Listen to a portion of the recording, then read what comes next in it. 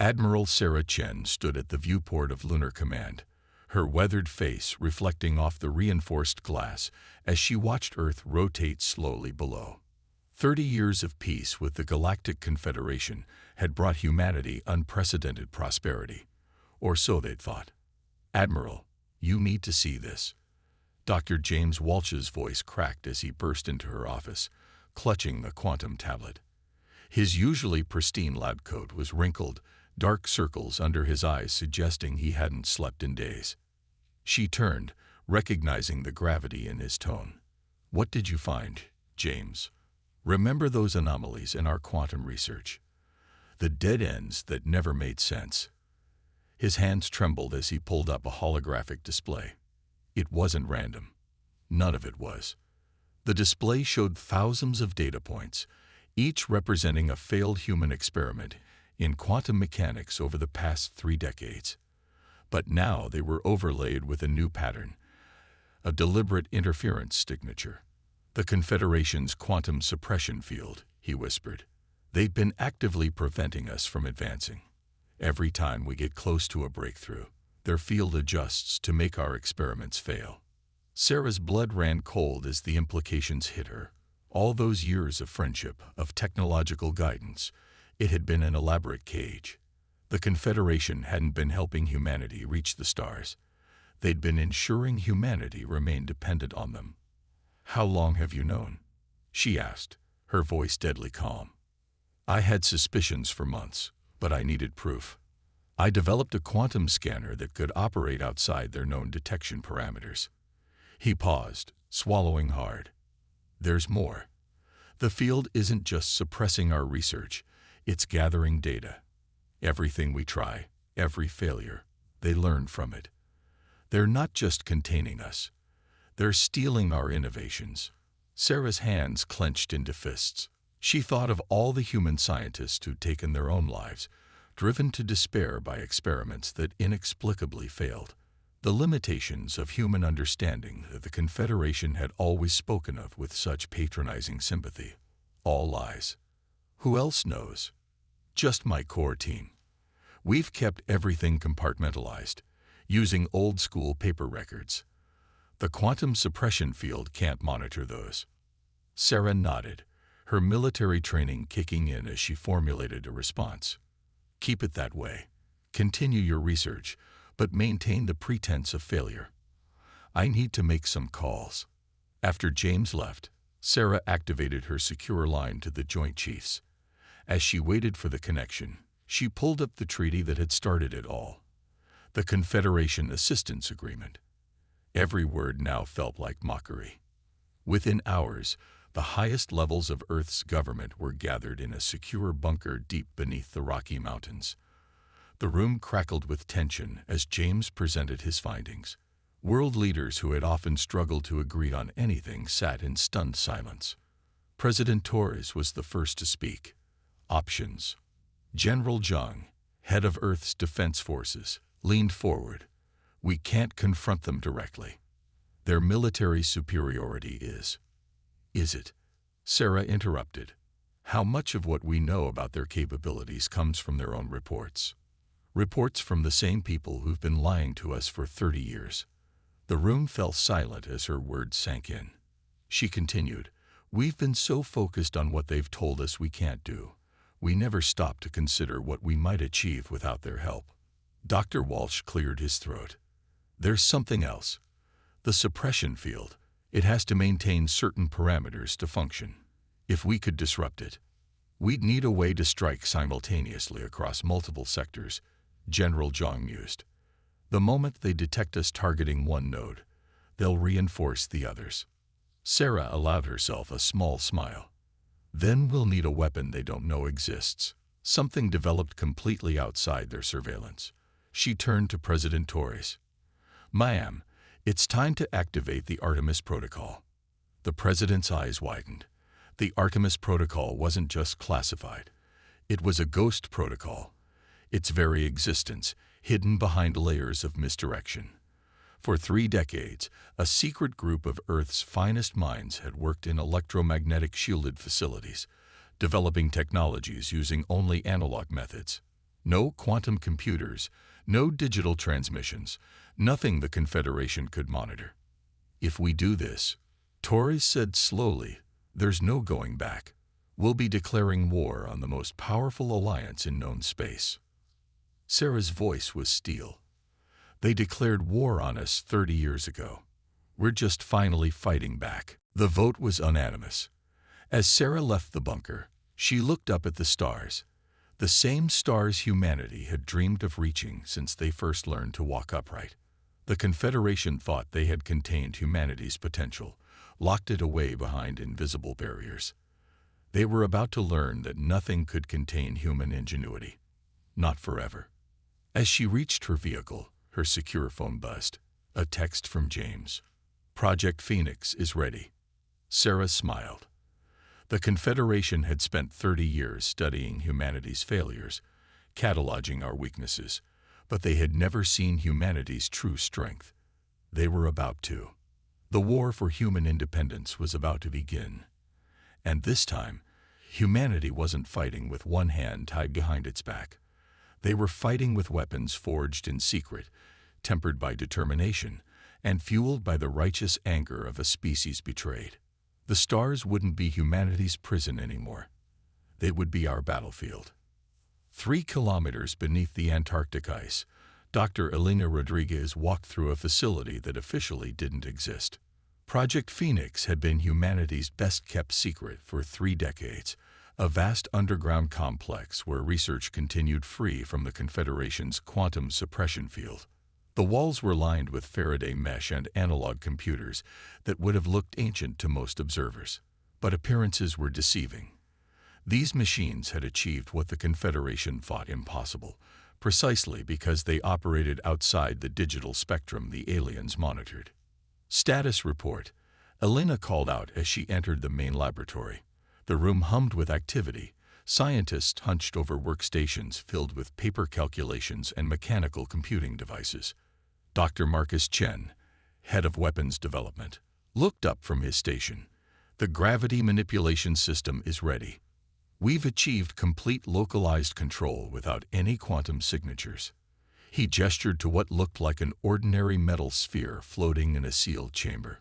Watch this. He turned a dial, and suddenly the sphere began to distort the space around it. Light bent impossibly, creating a void that seemed to swallow everything nearby. Then, with another adjustment, the effect vanished. Primitive technology by their standards, Marcus said with a grim smile. But they won't be looking for gravitational weapons powered by mechanical computers. They don't even believe it's possible. Elena nodded, making notes on her paper ledger. Around her, similar breakthroughs were taking shape. Plasma containment fields generated by analog systems. Kinetic weapons that used mechanical triggers instead of digital targeting. Each invention deliberately engineered to bypass the Confederation's surveillance. Dr. Rodriguez, a young researcher, burst into the lab, clutching a stack of printouts. The tests on the neural interface are complete. It works. We can control the entire weapons platform without generating a single quantum signature. Elena followed the researcher to another chamber where a pilot sat in what looked like an antique flight simulator. But as the pilot moved her hands, massive mechanical arrays throughout the facility responded instantly, moving with impossible precision. Pure analog signal processing, the researcher explained proudly. No digital interface, no quantum entanglement. Just human brains connected directly to machines through old-school electrodes and mechanical relays. The Confederation won't see it coming because they're looking for advanced technology in all the wrong places. A comm system crackled, one of the few concessions to modern technology in the facility, and heavily shielded. Dr. Rodriguez to Command Center. Priority 1. In the Command Center, Admiral Chen's hologram waited alongside several other military leaders. Their images flickered slightly, a side effect of running everything through analog filters. It's happening, Sarah said without preamble. The Confederation just announced they're implementing new security protocols across Earth's solar system. They're tightening the noose. Elena felt a surge of satisfaction. They're scared. They must have detected something despite our precautions. How ready are we? Elena consulted her notes. The weapons platforms are operational. Strike teams have been training on the analog systems for months. We can deploy within 48 hours. General Zhang's hologram leaned forward. The Artemis satellites. In position and completely dark. As far as the Confederation knows, they're just debris from old space missions. The moment we activate them, every suppression field generator in the system will be targeted simultaneously. The room fell silent as the weight of what they were about to do settled over them. Decades of preparation, thousands of people working in absolute secrecy, all leading to this moment. There's something else you should see, Elena said, pulling out a well-worn notebook. We've cracked their FTL communications, not by decoding their quantum signals, but by detecting the gravitational waves they generate. They don't encrypt those because they don't believe anyone could detect them without quantum sensors. She opened the notebook to reveal pages of handwritten coordinates. We know the location of every major Confederation facility within 50 light years. And thanks to our gravity weapons, we can hit them all before they even realize they're under attack. Admiral Chen's hologram smiled, a fierce, predatory expression. How long until the gravity weapons are ready for full deployment? The production facilities are already running. We've been manufacturing components in separate locations, disguised as industrial equipment. Final assembly takes less than 6 hours. Then we strike in 2 days, Sarah declared. The Confederation believes they've contained us, studied us, know everything about us. Let them keep believing that right until the moment we show them what humanity can really do. As the holograms winked out, Elena looked around the command center. Every person here had sacrificed something for this moment. Years spent underground, families told they were working on deep-sea research. Countless nights spent working by lamplight to avoid detection. But they had done it, while the Confederation watched human civilization through the lens of quantum technology. Humanity had built something unprecedented, a war machine that ran on springs and gears, on gravity and plasma, on human ingenuity and determination. In 2 days, the galaxy would learn that imprisoning humanity had been their greatest mistake. Because humans didn't just adapt to their prison, they had turned it into a fortress, and now they were ready to break free. Elena picked up her secure phone and sent a single message to all Phoenix facilities worldwide. Begin final assembly. Dawn comes in 48 hours. The response was immediate as facilities across the planet rumbled to life. Humanity's counterstrike was about to begin, and it would reshape the galaxy in ways the Confederation never imagined possible. Dawn broke over Earth's major cities as it had for thousands of years. Confederation observers in their orbital stations noted nothing unusual, just another day of monitoring their supposedly contained human subjects. Their quantum sensors detected the usual patterns of digital communication, transportation, and industrial activity. They didn't notice the analog signals racing through buried copper wires. They didn't see the mechanical computers whirring to life in underground bunkers. And they certainly didn't detect the thousands of gravity weapons quietly assembling in abandoned mines and underwater facilities. Admiral Sarah Chen stood in the Antarctic Command Center, watching as the final pieces fell into place. Around her, operators manned stations that looked more like steampunk creations than modern military equipment. But appearances were deceiving. All Phoenix facilities report ready, her communications officer announced. Artemis satellites are in position. Strike teams are aboard their vessels. Sarah took a deep breath. Send the signal. Operation Blindside begins now. Across the solar system, hidden weapons platforms suddenly activated. The Confederation's first warning came as their quantum suppression field generators began to fail, not through any attack on their quantum systems, but from precisely calculated gravitational distortions that twisted space itself around their facilities. On Mars, a Confederation research base watched in horror as their quantum communications array imploded, crushed by invisible forces they couldn't detect or resist.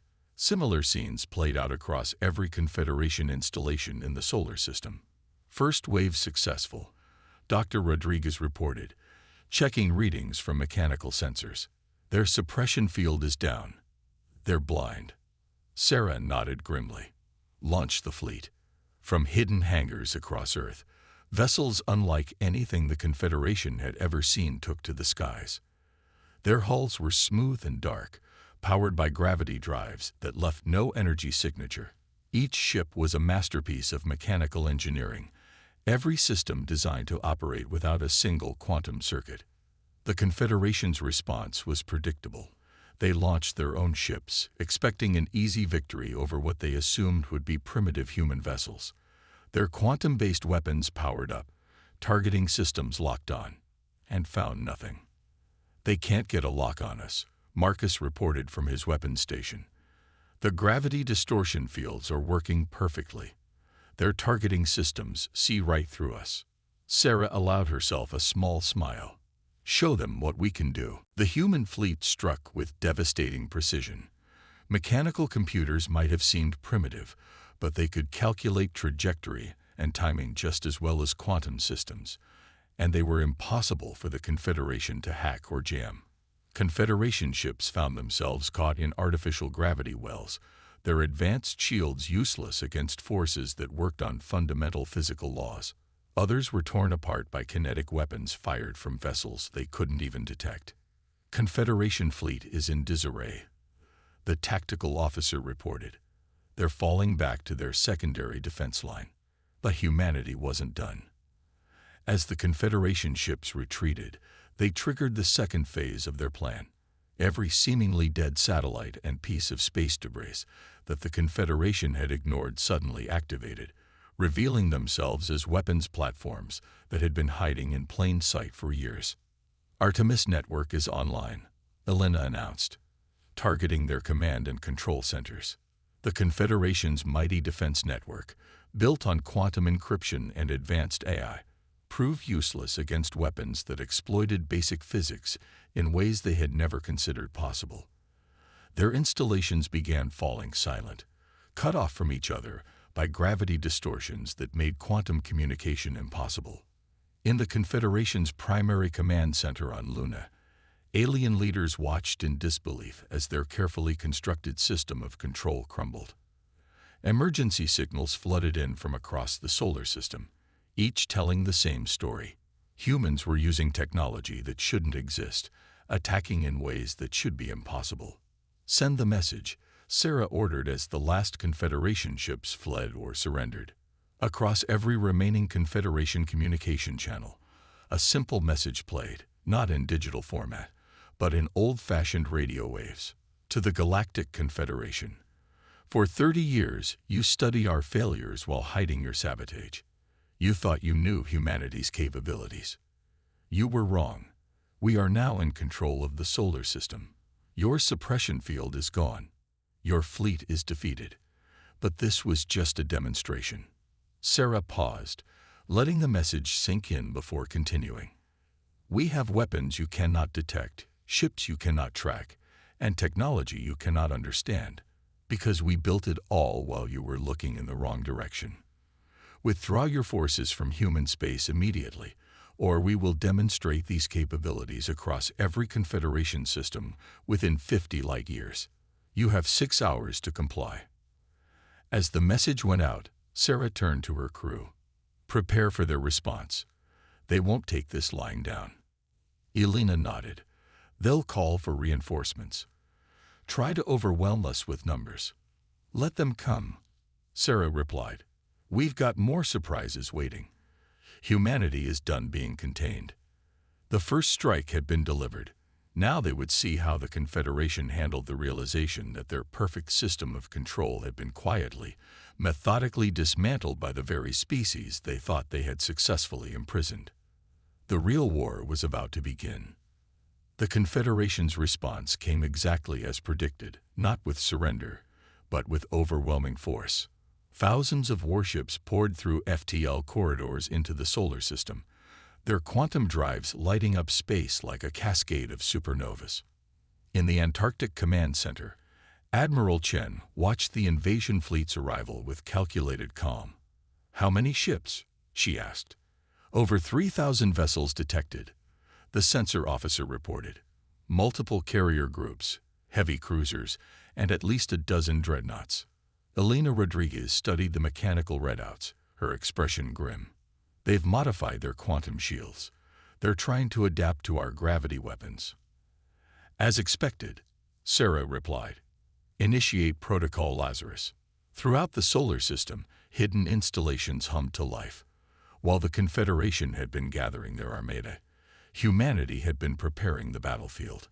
Every asteroid belt, every planetary ring, even the seemingly empty spaces between planets had been seeded with devices that the Confederation's quantum sensors registered as nothing more than background radiation. The Confederation fleet advanced in perfect formation, their commanders confident that sheer numbers would overwhelm whatever primitive weapons the humans had used in their initial strike.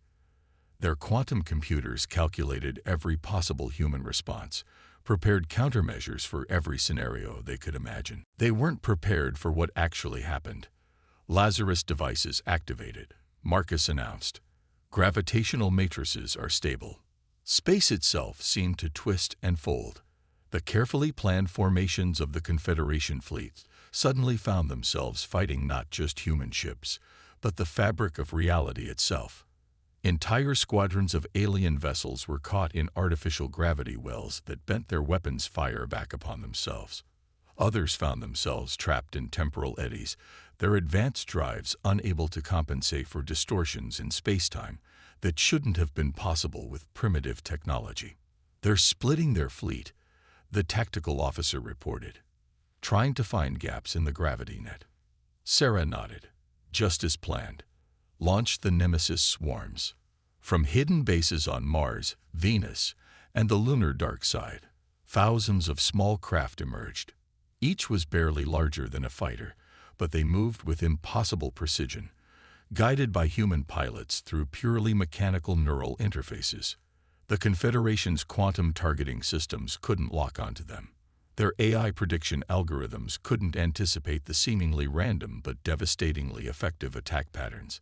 Because these weren't drones guided by computers, they were an extension of human consciousness, operating on intuition and instinct in ways no quantum AI could predict. Confederation fleet is losing coherence, Elena reported. Their command and control network is breaking down. On the main display, they watched as the mighty alien armada began to fracture, ships firing blindly at enemies they couldn't properly detect. Squadron leaders unable to coordinate through quantum channels disrupted by gravitational interference. The perfect military machine of the Confederation was being dismantled by weapons and tactics they had never conceived possible. But victory wasn't assured yet. A group of Confederation dreadnoughts managed to break through the gravity net, making a desperate push toward Earth. Their commanders had realized that if they could just get close enough, their sheer firepower might overwhelm any defenses. They're heading for the planet, Marcus warned. Estimated time to weapons range: 3 minutes. Sarah's expression remained calm. Active the planetary defense grid. Around Earth, thousands of seemingly innocent weather and communication satellites revealed their true nature. Not with energy weapons or missile launchers, but with precisely calibrated gravity generators that had been hiding in plain sight for years. The approaching dreadnoughts suddenly found themselves caught in a web of intersecting gravitational fields.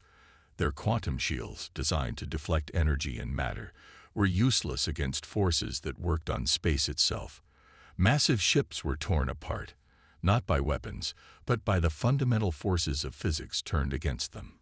Confederation fleet is in full retreat, the tactical officer announced. They're abandoning their heavy ships and falling back to FTL jump points.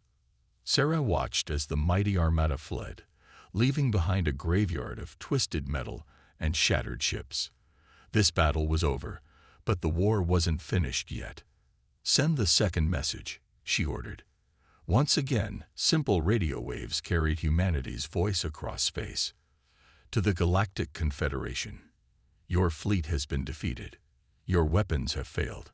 But we are not interested in revenge. We offer you one last chance. Recognize humanity as equals, End all suppression of human technology, and withdraw your forces. If you refuse, we will have no choice but to demonstrate our capabilities across your entire territory. You have witnessed what we can do in just one solar system. Do not force us to show you what we can do to thousands." As the message went out, Alina approached Sarah's station. They'll have to respond soon. Their whole system of control is based on the belief that they can contain any species that threatens them. We've just proved that's a lie. Sarah nodded. And that's what makes this next part so dangerous. We've backed them into a corner.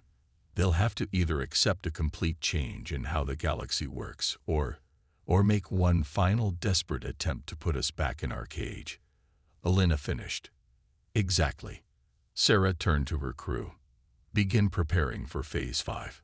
If they choose war, we'll give them a demonstration of human power that the galaxy will never forget.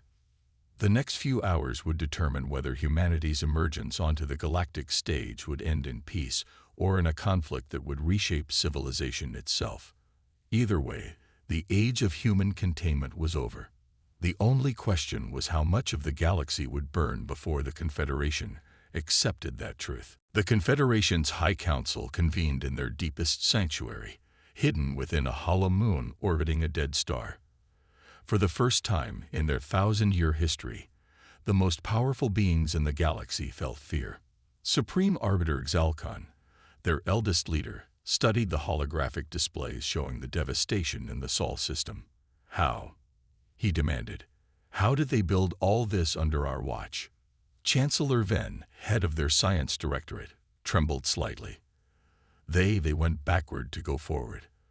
While we watched for quantum signatures, for digital communications, for any sign of advanced technology, they'd rebuilt physics itself using mechanical systems we considered obsolete. The human ultimatum hung in the air between them. 6 hours had passed, and now they faced an impossible choice. Acknowledge humanity as equals and dismantle their system of control, or risk total war with a species that had just proven itself far more dangerous than anyone had imagined. Meanwhile, in the Antarctic Command Center, humanity waited. Sarah Chen stood with her officers, watching as the deadline approached. Every Phoenix facility worldwide remained at full alert, gravity weapons primed, analog computers calculating possible attack vectors. Signal detected, the communications officer announced. It's being broadcast on all frequencies, old radio waves like ours. The Confederation's response filled the command center. To the leaders of humanity, we request a direct meeting, not through quantum channels or digital interfaces, but face-to-face.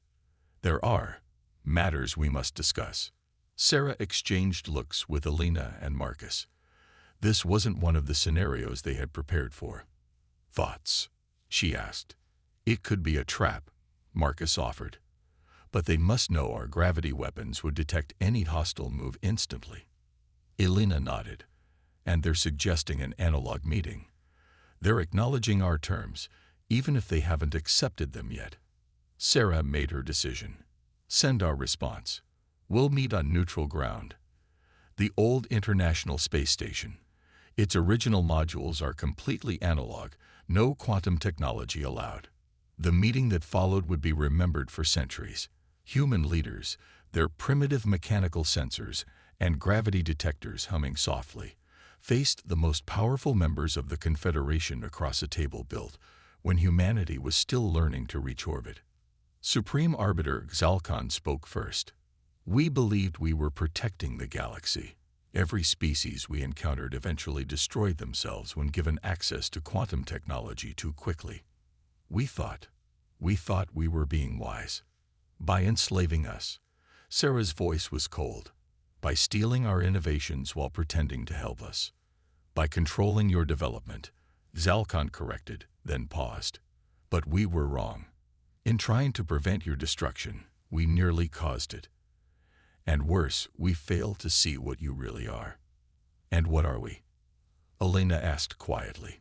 Chancellor Venn answered, his multiple eyes blinking rapidly. You are the first species we've encountered who didn't need quantum technology to advance. When we blocked one path, You found another. When we closed one door, you built a new one. We thought we were containing you, but instead, we were forcing you to develop in ways we couldn't predict or control. Xalcon finished. Your gravity manipulation technology alone is centuries ahead of ours, precisely because you had to find alternatives to quantum mechanics. Sarah leaned forward. So what happens now? The Supreme Orator produced an ancient device, actual paper and ink. A new treaty, not of containment or control, but of genuine cooperation.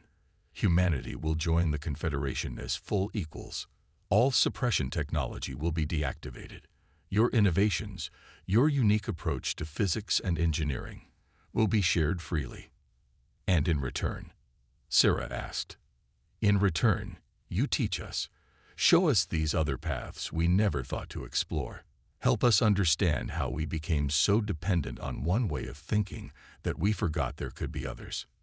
The negotiation lasted hours, but when it was done, the galaxy had changed forever. Humanity had earned not just their freedom, but their place among the stars. The Confederation began to transform, moving from an organization of control to one of true cooperation and mutual advancement. Months later, Sarah stood at that same viewport in Lunar Command where the crisis had begun. Earth still spun below, but now ships of all species moved freely through space around it. Human gravity technology was revolutionizing galactic travel, while Confederation quantum science, finally shared openly, allowed humanity to reach even further into the cosmos. The Lena joined her at the window. Hard to believe it all started with paper notebooks and mechanical computers. Sarah smiled. That's what they never understood. Humanity's greatest strength isn't our technology or our weapons. It's our ability to adapt, to find new paths, to turn obstacles into opportunities. And now we help build something new. A galaxy where no species is held back, where different approaches and technologies work together instead of against each other. Sarah turned from the viewport. We showed them that trying to contain humanity was a mistake. Now we show them why working with us is the greatest opportunity they've ever had. In the years that followed, the galaxy entered a new golden age. Human ingenuity combined with Confederation resources led to discoveries that neither civilization could have achieved alone. The suppression fields were dismantled, replaced by research centers where multiple species worked together, exploring both quantum and mechanical technologies. The stars had once been humanity's prison. Now they were humanity's playground, and the galaxy was better for it. Because in the end, the Confederation had learned what humanity had known all along. True strength doesn't come from controlling others, but from working together to reach heights neither could achieve alone. The age of containment was over. The age of collaboration had begun.